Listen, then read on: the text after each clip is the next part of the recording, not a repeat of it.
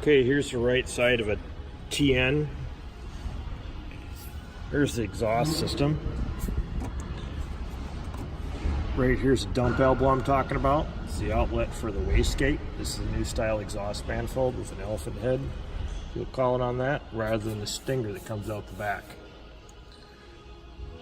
Here's a V-band clamp that needs to be changed every 350 to 450 hours.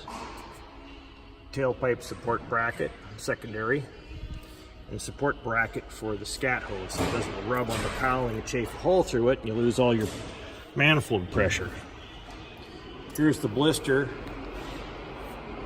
for the cabin heat auxiliary here. It takes the warm air from the turbo intercooler before it goes into the intercooler.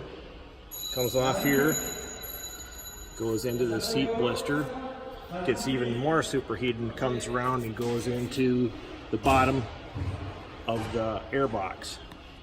So this elbow that's right here that I'm pointing to, this has to be loose. It needs to slide this way fore and aft, and needs to slide up and down this way. You see my thumb.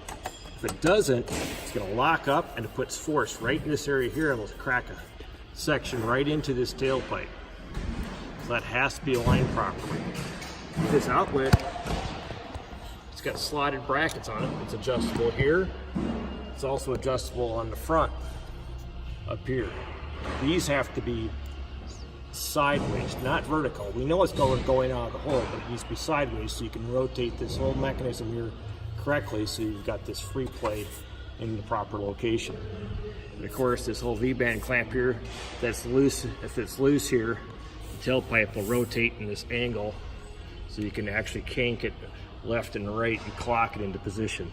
And there should be a ½ inch clearance between the tailpipe and that cowling. If it's an 1/8 of an inch, there's going to be a problem.